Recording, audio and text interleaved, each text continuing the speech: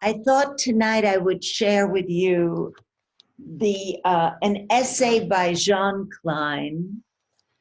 It's called Beyond Politics.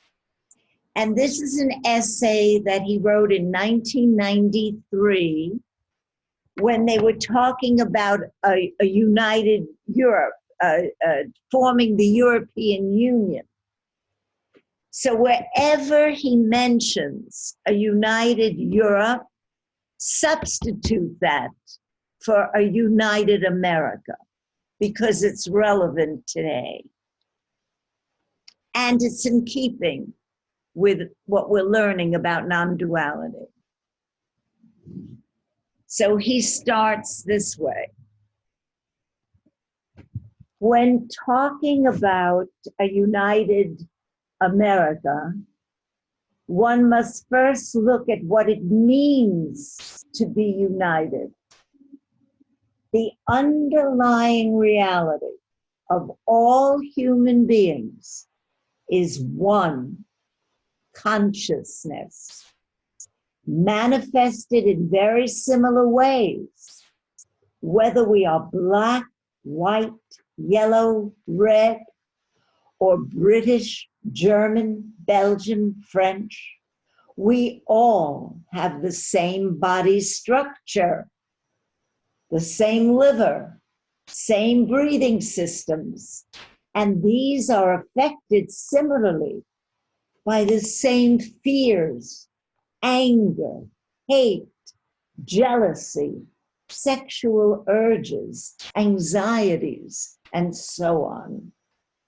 The body can be treated universally. The psyche and the soul can be healed in universal ways. Humanity is profoundly one. We are in any case united. We only need to be aware of it. Without feeling this oneness, we can never come to a united America. So here he clearly states the tenets of non-duality, which is in essence, we are all one, the same.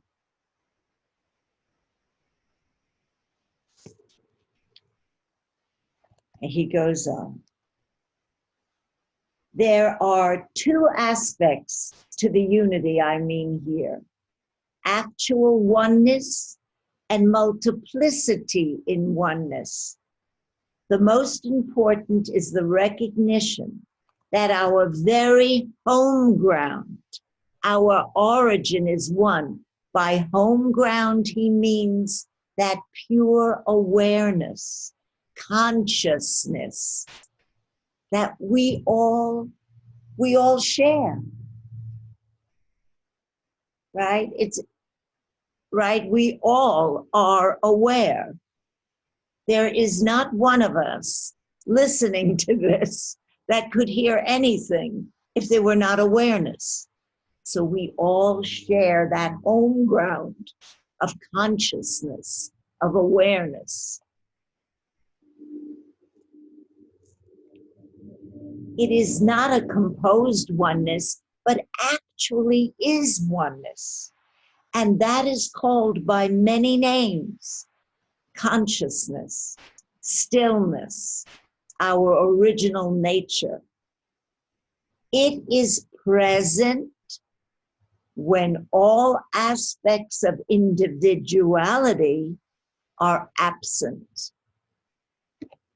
But actually, it's present even when the individuality, the ego, the me, is present, but we're not able to recognize it. We're not able to access it when the me is present because we are consumed by this me. And so we neglect the background. We neglect what we truly are, our true nature, which is conscious awareness. He goes on. We know only the qualified I, as in, I am English, I am French, I am a lawyer, a man, a woman. That's how we qualify this I, right? This, when we say I am, we qualify it, right? I'm a woman, I'm a man, I'm a teacher. As opposed to simply I.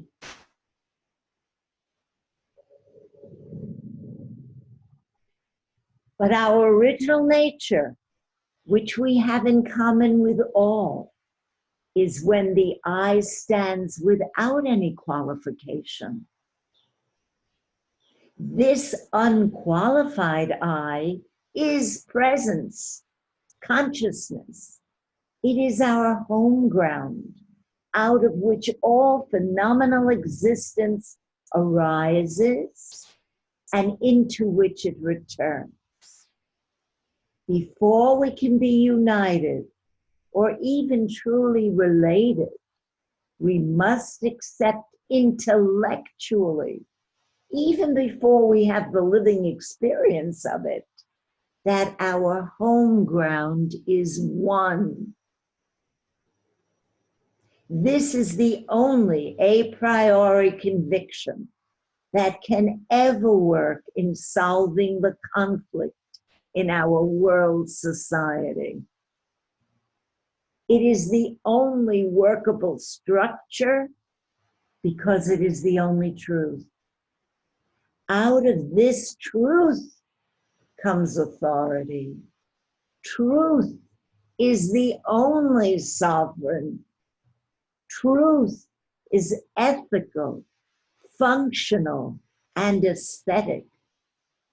It is the fundamental knowing that consciousness without any objects is our original nature, and that to take ourselves for individual personae is the sole cause of conflict and suffering.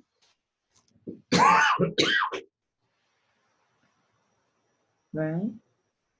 So it's very clear what he's saying here. You know, it's so interesting because it's true. We can say, oh, we are all one. But those are just words. To really be able to feel that or to sense that, as he says, even intellectually. So if we look at it intellectually, and the way he framed it before, you know, our body structures are all the same. Whether you're black or white or Asian, whatever you are, you've got to have a heart that beats, blood that flows, lungs that breathe.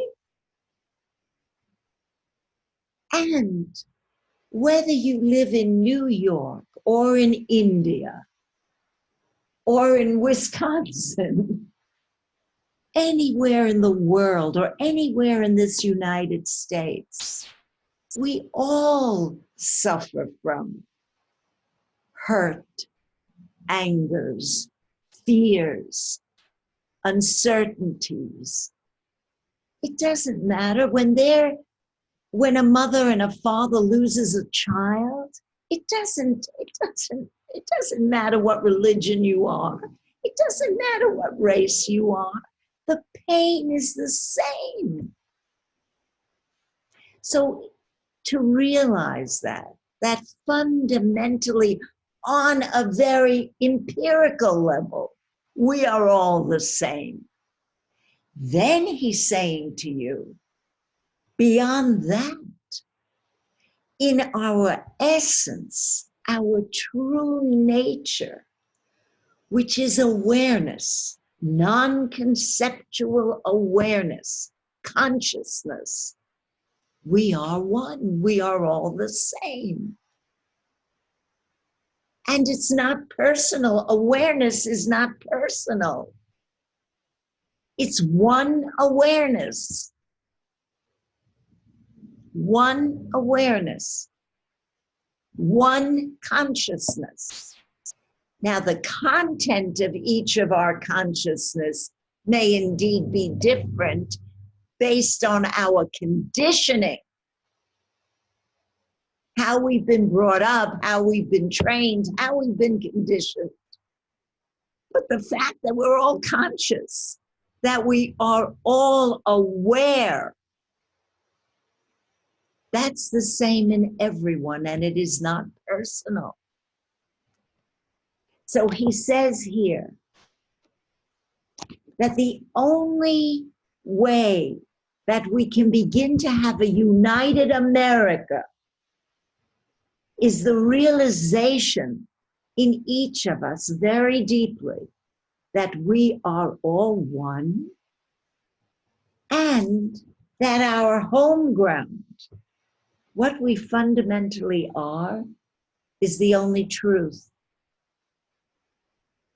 And I love it when he says, and that truth is ethical, it's functional, and it's aesthetic.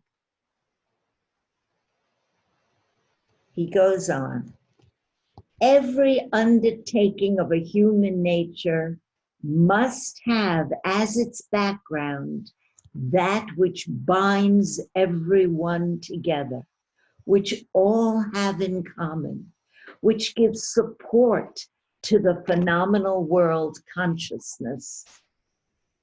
The expression of this deep conviction is love, openness, humility, and seeing the facts as they are, not seeing of the products of wishful thinking and illusion based on the misconception of the existence of a personal entity.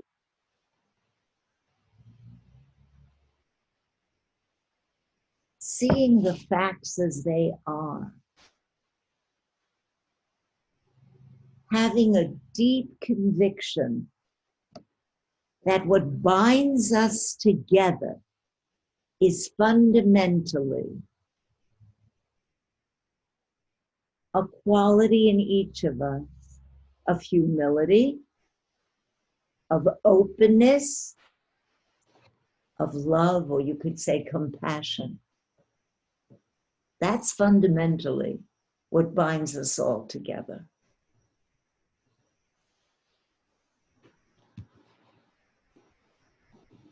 True thinking, he goes on to say, comes from non-thinking, from silence, from stillness, from our background. Thinking that comes from thinking is obviously based on memory, on past conditioning. And all thinking that is creative must be fresh and new and free from preconceptions. It is not thinking that's going to change society, but a looking away from thinking. That thinking that is not fresh and new, that thinking that is based on memory, that thinking that comes from our conditioning, that thinking which stems from our fears, our prejudices, our biases, that thinking is what he means we need to turn away from.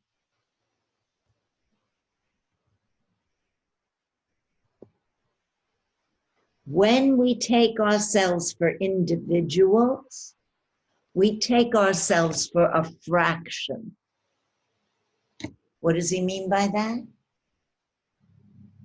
When you identify only with this me, this ego, you are constricting yourself. When you've been able, if it's even just for a few moments, to free yourself of an identification with a me, what happens? You begin to feel a sense of spaciousness. Try it, you'll see. you begin to feel a sense of spaciousness. And in that sense of spaciousness, there is an openness. But when you take yourself as a me, you constrict that spacious openness. I think a good way to glimpse that is think back of a time when you were really worried about something significant in your life. And for days or weeks, you were preoccupied with this worry.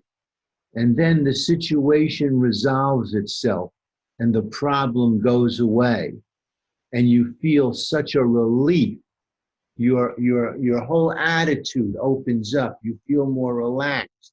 The world looks bigger, more colorful, because you're no longer preoccupied with this worry, this cloud that was shrinking your attention. That's just a tiny example, because the worry is lodged in your ego. So imagine if you could dissolve the very place from which worries come. What a sense of expansion there would be. I guess that's the sense of expansion people allude to when there is a real dissolution of a center. If there was no center in your awareness, a big space of clarity would become much more real. So he goes on to say, no situation can be clearly seen from the fractual point of view. No facts can be clearly put on the table when clouded by the idea of the person. In the absence of a personal entity, the situation unfolds in all its possibilities, and the facts are presented. You know, you could even say that obviously in a relationship, in a one-to-one relationship, or in a relationship with a few people. When the me is taken out of it, then the situation unfolds in a very interesting way. You know, when we're not pushing against something like to make it happen, when we let it unfold itself, it's interesting how when we're not coming from a constricted place, how much more clarity there is in relationship. So he goes on. The person can never bring a solution.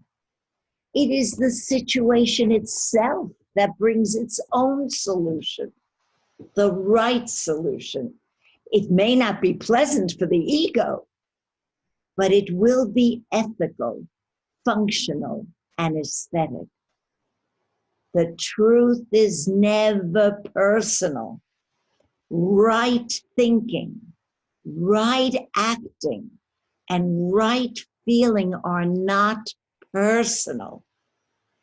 This impersonal vision is the ground of all harmony. The second aspect of unity is multiplicity in oneness. It is clear that when we realize, in the absence of the notion of an individual, that the original back home ground of all phenomenal existence is consciousness, and that we are all essentially one, the cause of conflict disappears. The great majority of conflict is caused by psychological survival, the attempt to protect one's ego or national ego in its many forms and extensions. In the absence of the person as chooser, as judge, comparer, there is a welcoming of life and all that life brings. It unfolds itself. Each person and nation must come to the understanding of this underlying principle we're calling love. It is an experience without an experiencer, without a me. When the experiencer, the me, is absent, there is no more conflict. Differences are faced purely functionally, without psychological involvement. Differences are respected when one nation or one state faces another state with historical, not psychological memory. It appeals to its greatness, its richness of culture, language, tradition, and so on.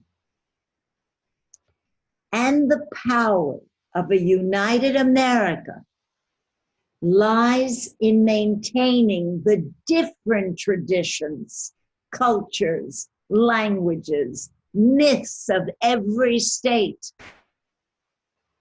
It is the dynamism of a country that keeps it alive and virile and powerful. Otherwise, it calcifies and loses all vitality and interest. In any case, true culture belongs to no one and to all.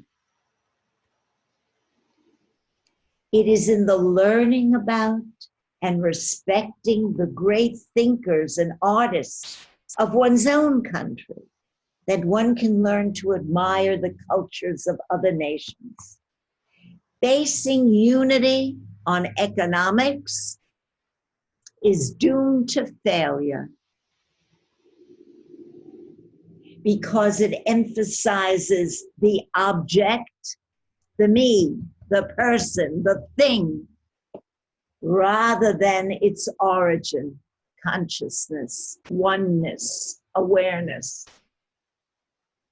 In a society based on acquisition, on greed and consumerism, a species of competition is born which has nothing to do with creative production and beauty. But when we live intelligently, without anticipation and end gaining, to live intelligently, without anticipation and end gaining, the roots of our society will change. The object will no longer take priority, no matter what that object is. The house, the car, the person, the land. The objects won't take priority, but the emphasis will be given to the ground from which it comes, the background from which everything arises and disappears into. A new renaissance is only possible when art and science and culture is an offering to the ultimate. Without a feeling of the ultimate, it is not possible to create a cultured and happy society. And no society can be happy when it is culturally stagnant, when it has nothing to offer, nothing to be proud of, nothing to be admired. In adoration, there is togetherness. In listening to music, there is togetherness. In seeing paintings or dance, there is togetherness. In the act of admiring, we are one without admirer or admired. Now, by the ultimate, he goes on to say, I do not mean a personal or conceptual God, although this was a beautiful pretext for creativity and offering in the Renaissance. Today's God language is purely conceptual, a nuisance which prevents new knowledge and new discovery. God, or the ultimate, can only be discovered, never attained. Each one of us must find our true nature, not based on contrived morality and beliefs. Real sovereignty is not based on competition and self-image, but on knowledge and love. It is the superiority not of others, but of oneself. So here he's ending. I'm going to just skip and go to the ending now. Ultimately, when we have acted on the principle that binds us together as human beings, there will be no nations, but the cultural traditions will remain in all their richness. When our wrong thinking, a thinking that is based on acquisition, is righted, we will live in offering and in openness.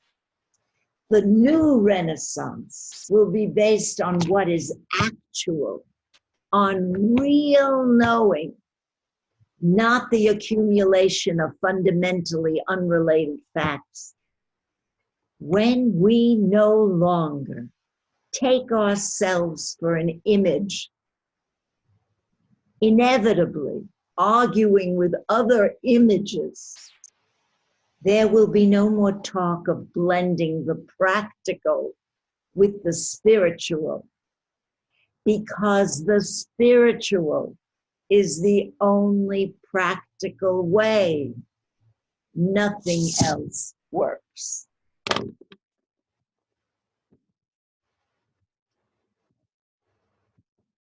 So, we'd love to hear from you.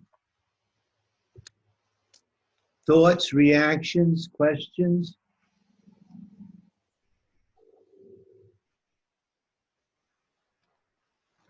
My question is that if we admire art, beauty, painting, music, isn't that the object? Isn't that an object? Well, that's interesting.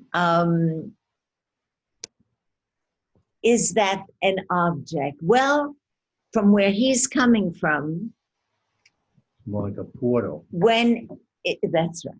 It's a vehicle,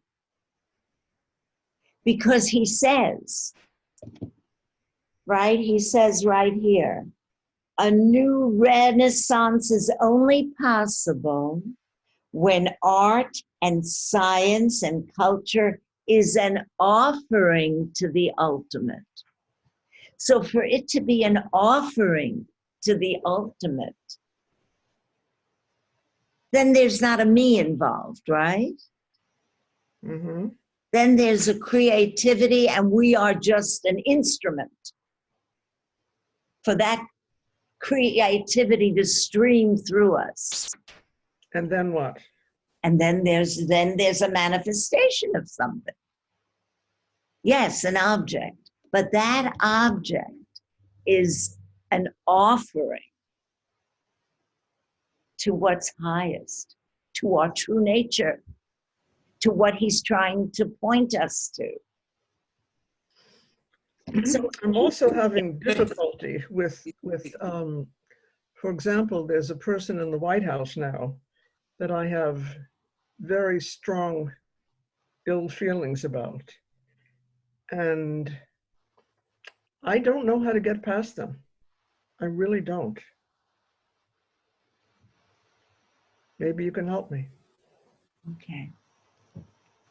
Well, first of all, it is very difficult, especially if you have different views and feelings. And if you're what you're seeing is are actions that you feel lack compassion Mm-hmm. and lack truth, as he's describing truth here.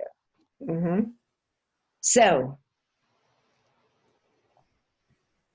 life unfolds itself. We have no control. We think we have control, and there are things that we can do. You know, certainly we can vote. We can give our energies to that which we feel we would like to see changed. We can give our finances to that which we think we'd like to see changed. But ultimately, life is unfolding the way it's going to unfold. Rita, it is what it is. I know. So, right? So you have to just be able to accept that for the time being. And when your upset thoughts move through you, to see them and let them pass on by and not hold on to them, because they're only going to agitate your Peace. chemistry, And your peace. biology, your mental peace. So that's the challenge. It's a spiritual opportunity of sorts to practice mindfulness. Because in essence, we are all one. In essence, we are all one. I know. Right? I mean, the me is different. And some me's are kind and other me's are very cruel. But the essence, the background from which these me's arise is the same. Mm-hmm. So we are all one. That's why I think it's really important to make sure that within each of us, we are free from those qualities that we see in another person that we find hateful and distasteful. Because where else can we begin? You're not going to change somebody else, but you might be able to help yourself. I'm having a real hard time with that. Right. I am. Well, I think I'm sorry. There's an opportunity too that, at least for me, when I get emotionally disturbed by what I see on TV and so on and so forth, I think that if you use the mindfulness, or however you want to describe it, to realize that's that psychological ego playing, that's the thing that's coming up. That's my me, that's my center, that's my conditioned me reacting. And I may not like it, I may not do this, I may not do that. Then I have a choice, once I become aware of that, whether I want to work on it and get into it and find out what's at the bottom of it. Usually for me, it's some kind of a threat. Somehow I feel threatened. Somehow I feel that somebody's going to do something to me, or something bad is going to happen, which underneath that for me is fear. And sometimes I feel like working on it, and sometimes I don't. But I think what helps me is to realize, because I'm trying to get a good understanding of what this ego is, what this I is, what this me is, what this center is, how it's been over years conditioned, and I take that as a representation of what I'm looking at on the screen right now. I'm looking at that ego. If I can hold that together and I can get a good understanding of it, then it helps me not solve it, but it doesn't affect me as much. I don't get as anxious, and if I do, it doesn't last as much. And I find in recent times that at some point, maybe 10 or 15 minutes later, I can get a good laugh at it. I can look at that image and say, God, that's an ugly photograph, and laugh at it and laugh it off, and it eases the anxiety. That's the thing that's really helping. But it's all based on an understanding of what this me and what this I and what this center is, and how it's playing a role in that feeling that I have, that I'm upset, that I don't like this guy or I don't like that guy. And it's been really interesting watching the 4 days last week and the coming 4 days this week, and the reactions that play. And if Right. I use it. I mean, I can really see what's happening to it without necessarily making a commitment to anyone here, because I don't want to get political. But just what's happening that I can deal with, that I can, because the action is something I can work with. Right. That's the text of the stuff. And by the way, Klein and what he's talking about, I think he was reading a lot of Christian Burning. I think he copied a lot. Anyhow, that's it. Thank you. Well said, Hugo. Well, thank you. Anyone else? Rita, was that helpful? Yes, but I Okay. have to tell you, I'm kind of a coward because I have not watched any of the evenings this evening. Okay. Right, So that's fine. But I might tonight because it's 20 to 5 here, and I might, and I will pick up on what Hugo suggested and see how I can deal with that. right, I'll give it a shot. Yes, good, Instead of good. breaking my TV. right. Right. Oh, Thank yeah, I mean, Hugo. you could get. I mean, the feelings got to come up, and all you got to. I mean, it's wonderful to really realize that feelings is what's going to help you understand all of this. I mean, and it's the tool that we have that we're learning to use. Hmm. You know, so it depends on you how much work you want to do on it, Got it. or Thank you. anybody wants to do on it. Right. Thank you. That requires the art of observation. So that means that when these feelings arise, that are especially the disturbing ones, to be able to observe them without the me, Hmm. to purely just look, Yeah. almost, the way a scientist. Or at least acknowledge that where those feelings are coming from the me. Well, Yeah. they obviously that's But that was a big thing for me I mean, what do you mean? Wow, well, it all comes from who I think I am, from that ego. Yes, And sure. it's not obvious in the whole thing, The other thing too is interesting is that as you're watching the TV or as we're talking, right in the moment there are no feelings really. It's usually the upset comes when I think about what's said. Right. When I go back and analyze it, when I use the censor to go through the whole damn thing, and then do a rewrite and so on and so forth. But so I don't know. It kind of helps me to prove that there really does exist this ego and the role that it plays in the upset and not being able to enjoy life as it is, because there's no upset in life only if you accept it. Right. The only things who gets upset, and what's there to be upset about? And I do a lot of upset, so I get a lot of practice during the day. Okay. Anyone else want to share? Yeah, I have a thought about this stuff. sure. Sure. I think that that recognizing the role of the ego, or recognizing the ego when it sort of is active, is a great practice.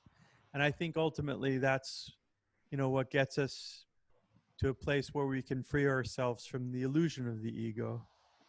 At the same time, with that being said, I think a lot of times spirituality sort of seems to step into this very impotent place where, it's this notion of, well, none of this is real, or, I don't want to talk about this, or I don't want to. So there's a lot of disassociation that happens as a result of, the conflicts we see within the world.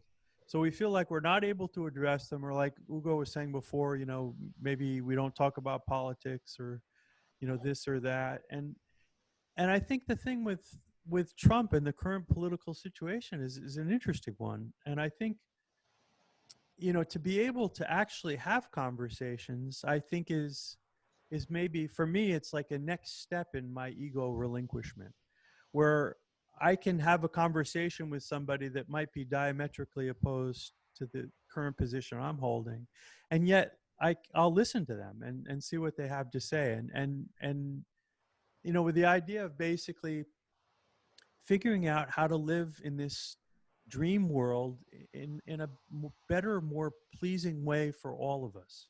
Right. You know, because like it or not, we're basically in this dream together, or we're Yeah. this Right. egoic world together. So there are things, you know, like, I mean, you know, the Tibetan situation was always very interesting, you know. But you know, you could take it to like a Hitler situation. You know, I mean, if everybody basically said, well, you know, this is Hitler's ego playing through this, and nobody says or does anything, you know, what do we have? So I think it's a really tricky process, but I think it's a process that's worth embarking on, which is not to basically say or do nothing, or not to disengage, but to be able to engage in the world without the ego leading the way.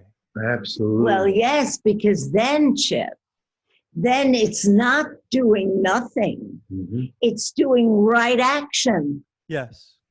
Yeah. And right? So when you, Yes. and then that's what's moving you. It's not a personal agenda. Right. It's right action. Yeah, it's moving me as a, let's say, a cell in the body of the all, but it's also moving the all forward, you know, so we can basically, you know, I think there's something to be said to bringing about a better world, you know, in Yes. a better dream state. Well, yes, and that's Yeah. what this little essay that I read tonight was all Yeah. about. I agree. That's what he was trying to point to. Exactly. And didn't you think it was interesting when he spoke about the culture of every, you know, when he spoke about multiplicity in the oneness, the different languages, the different cultures, the different costumes, the differences, Mhm. when he spoke about the differences. And he said, if we can embrace that, then there doesn't have to be nations with divided, right? With artificial divisions. But there's then the oneness with an embracing of difference, the difference in cultures, in Absolutely. traditions. He Absolutely. said, you don't lose your traditions. Why would you lose a tradition? It's a culture. And there's a beauty in that. Yeah, it's like having a different meal, you know, every night rather than having the same thing all the time. Yeah. You know, differences are part of the richness of life, basically. Yes, yes. And what's going to unite us? What's going to unite us is an embrace of our different traditions and enjoying them and seeing the interest, the beauty in them.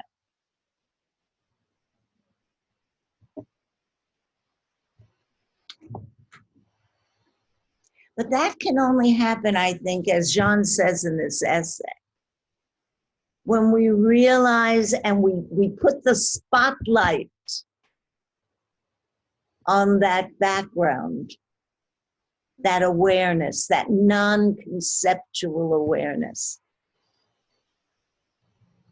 And we act from that, or we give life to that, or we switch the identity from this fraction, this me, to this spaciousness, which is our background.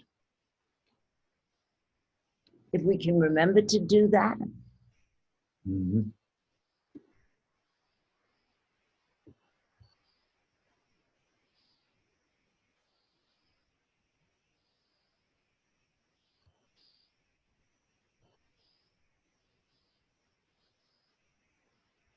You know, the next question has to be, does the me actually exist as an independent entity? Or is it the psychological workings of memory, of experience? You only exist in thought. or in thoughts. That's the only place you exist. The me exists in the thoughts. So it's a thought pattern. It's definitely a thought pattern, which, by the way, is probably already conditioned into our brain cells. Since the day you were born. That's right. And that's why we go on automatic. And that's why it's so difficult to interrupt what's happening when that's happening, when something is happening that's fearful within us, unpleasant. Because we do go on automatic. But we have that beautiful gift of awareness, that background of which we truly are, our true nature. Because you see, it just makes sense that we cannot be that which we see. So what is it that sees the arising of the fears, the arising of the pettiness? What is it that sees without judgment seeing? Because if it's seeing with judgment, then that's the me seeing itself, right?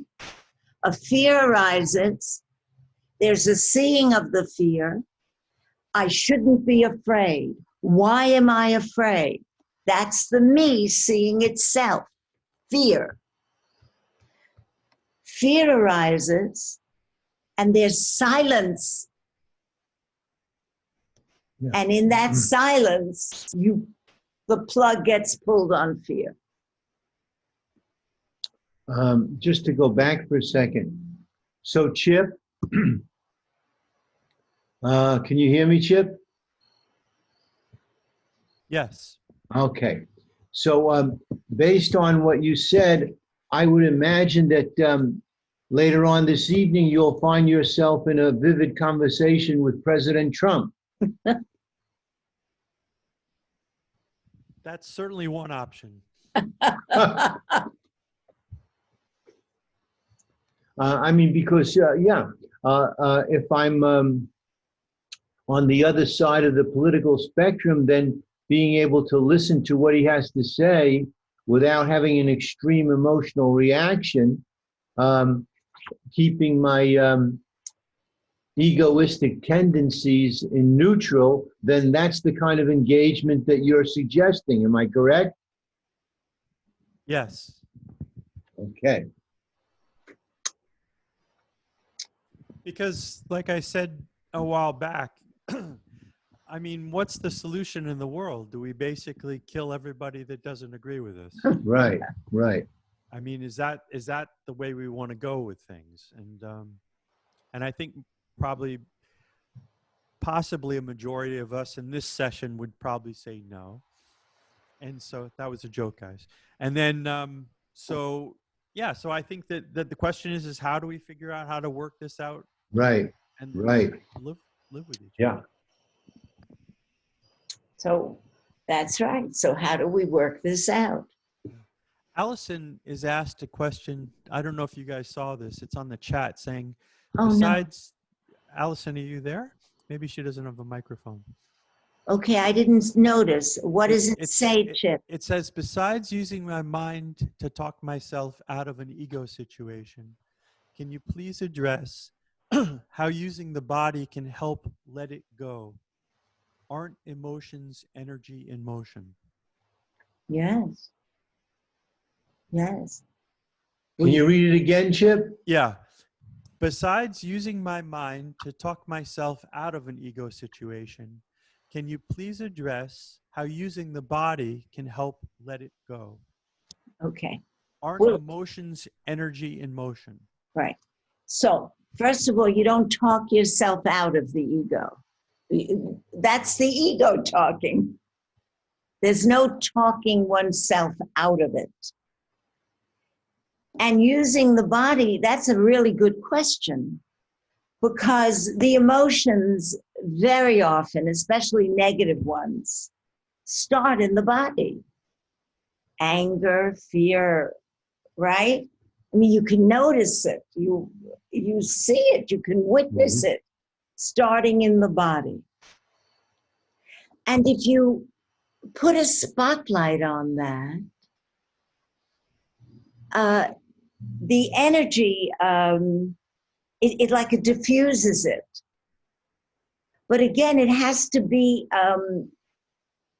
with a mind that's silent, by the way. There can't be a movement of thoughts. Example, a feeling of anger arises. The first thing we tend to do, if we're even aware, many people aren't even aware when a feeling arises, but an emotion. So it arises, anger arises. The first thing we tend to do is name it, anger. And the second thing we tend to do is figure out ways to get rid of it. Another way would be to watch the arising of this anger as it's happening, if we can. If not, then it would have to do after it has arisen. But look at that emotion without giving it a name. And just see the emotion or the energy of the thing. Just watch it in silence. That watching in silence without naming tends to make it get first stronger, and then it starts to dissolve. That's the pattern. It gets stronger, and then it kind of dissipates. But that's only if there's no movement of thought, which includes no naming of the thing. But in addition to that, there's probably a whole host of movement therapies, whether it's yoga or Yes. Pilates, Yeah. or any kind of breathing exercises that one can do to also Yes. help clear out Yes. somatic residues from entertaining toxic thoughts. Yes. I mean, you could get up and walk around your house. Mhm. Just the movement itself starts dissipating the emotion. But the main thing is that it is attached to thought. And where it lands or where it begins, most often, by the way, is in the body. Someplace in the stomach, around the heart. So it seems that movement, let's just refer to it as movement. Movement can be an aid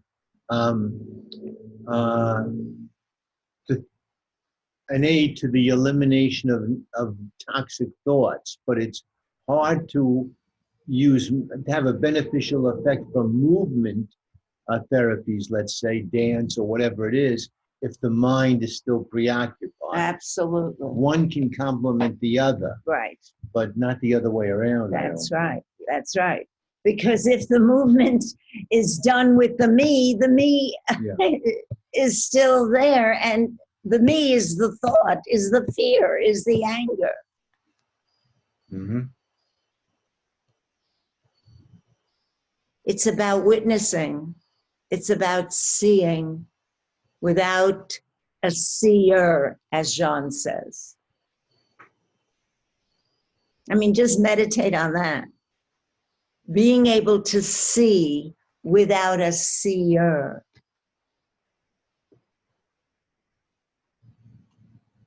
Well, when you get rid of the observer, Mm-hmm. okay, which is the ego, you get rid of the problem, because that's where the problem is. Right. But those are just words. I mean, but all of that anger and all of that pain and everything else, it's part of the thought mechanism. I mean, you think about it, and that's when the pain comes up. Yes. You know, I mean, it doesn't come up until you think about it. You know, Sailor Bob, what the hell's wrong with the moment unless you're thinking about it, or such Right. work. What did he It really say? does work. I mean, it really, Yeah. that really is very, very strong as far as I'm concerned. And Right. but I think it's getting a really good understanding of the mechanism of how it works, and it's using that, the strength of that knowledge, so that when it comes up, you're able to see what it is and appreciate that it's a functioning of that damn center, that ego, that me. And then you can stay with it, but usually it's enough for me to let it go, at least in that instance. Yeah. Or, as you say, I pull the plug on it, but I got so many other plugs, you know, that waiting to get pulled. Sometimes my arm gets tired. I say, how the hell with it? Tomorrow, mañana. Anyone else want to make a comment before we stop?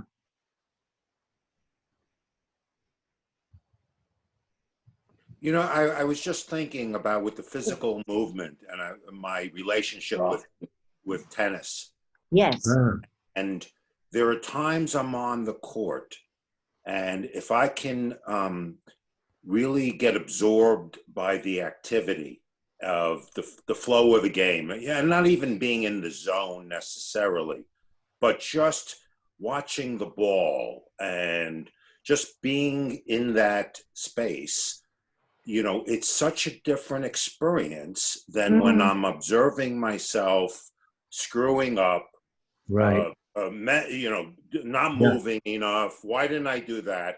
And it really is about the ego, you know, getting in the way, obviously. And because when you start doing that, you mess up even more, and you feel terrible about it, because the judgmental side jumps in there. And what a different experience than, you know, those moments, whatever activity we're doing, when we're walking and you're lost in the walk, you know, in a certain kind of way. It's the non-thinking, you know, allowing yourself to be. So it is it's an interesting dynamic, of the back and forth with that. Yes. Yes. That's right. I think that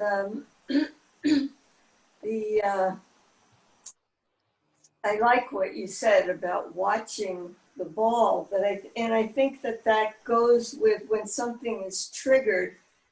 I really do believe oftentimes that for myself, I'll say, or what I've seen with people, but myself, if it's a trigger, it's something that's embedded. It's a pattern that's embedded on a cellular level. And that analogy, watching the ball, if I find can follow that feeling, right, in the body, like you said, like in the stomach, wherever it may be, and follow it and let it come out, which is the movement, you know, and let it come out with whatever it might be. It can come out when you're dancing. I mean, it can come out with someone touching, but to watch it and let it move and come out is so important. Otherwise, it just goes back into that old place again, you know? And I think that that part of us, so you can call it the ego, whatever it is, that pattern, and it does come from usually my experience way back. But eventually, perhaps when I do that, I find that the feeling that comes up is great compassion for that part. And so is it meant to be the enemy? I mean, I think it's the opposite, if anything. It's really there to bring healing, to bring wholeness, you know, and connection. Yes. So anyway. Yes, Karen, what you're saying is really very beautiful. It's a release of compassion for that me. Yeah. Yes, and that's right. We have to be very careful that we don't demonize. Don't And it's not, sometimes it's not easy work. I mean, to Right. go, and sometimes, like you were saying, or someone was saying, I mean, we do need a witness, or we need a safe place where, you know, where we can follow that and know that we can come through, you know? And sometimes it's easier too. I don't mean to say, you know, Right, sometimes right. like a song can come or an opera Yeah, and yeah. it can be like, oh, okay, and then just, you know, take me somewhere that, yeah. Anyway. Also, the idea of cellular level stuff is really fascinating because Mhm. we have, I don't know, like 30 trillion cells in the human body or some astronomical number. And so it's kind of like gets back to what Rita was talking about before with the political thing. You know, if we look at ourselves basically as all cells in this great grand consciousness of everything, you know, each of us are basically sort of have our own thing, like the cells in the body, cellular level. But the trick or the challenge for us is to somehow harmonize so we can bring about not only survival of the body mind, but like a flourishing of the body mind, which means that there's some sort of harmonious process that's Yeah. happening between us, that individual cells are being nurtured, and the body as a whole, the body mind as a whole is moving in a, like I said, in a harmonious way. So I think Yes. that's really fascinating the way. And so we have this ability to, through focusing of our attention, we have the ability to energize, you know, certain movements within the mind body in the same way as we energize certain movements within the nation, within the world. You know, this is happening on all these levels. So I thought that was really interesting. Yes. I think when we nurture ourselves through compassion, beauty, goodness, not the goodness that's the opposite of bad, but true goodness, a change happens within the cells themselves. Mhm. Yeah. David, you want to say something? Yes. The notion of a safe place to witness within the body self without being to try to be into the sensation. You hear me? Yes, a little light, a little dark. So the sensation without being all the judgmental thoughts about the body, the shoulds, I should be more upright, I should Right. deeper, I look at my incredible body self. Can you hear me? But the then and watching the chatter of the ego, where all the thoughts go by, not just the toxic thoughts, but also the nurturing thoughts. Those are just going on their way also. And similarly through the body self, it's not just the negative emotions, but the ones of hope and joy and passion and love. Those are emotions too, just happening. You watch them happen through the body Right. self without reifying the body self, without reifying the experiencer. And boy, would I like to get back to being centered and pure sensation of my body. But all the chatter that goes on between depletion and overload, it's hard to get centered and just enjoy pure sensation without like, being one with the ball on the tennis court without all this self this excess baggage. Yes. Well, David, you make a good point when you say that just watching, whether it's the negative or the positive, just watching, just witnessing and releasing, so that you can remain that open spaciousness which you fundamentally are. Amen. Thank you. Ditto, were you going to say something? Just thanks for the calm, and thanks for it's engaging to hear the voice of you, Evie, and Paul. It's always been a great comfort to me. Good. And it good. just, it reinforces a lot of truth that I've been able to bring inside me. It's a validation of things. So I want to thank you for it. Good, Oh, our good, pleasure. good. Thank you. Okay, so we'll meet next week at the same time. Same time, same place. Good. Thanks, Have a guys. good week. Have a good week. Bye. you very much. Thank you, Paul. night. Thank Thank you. you all. Thank you, everyone. Thank you, Buonasera a everyone. tutti. Buonasera. Buonasera. Buonasera, ci vediamo.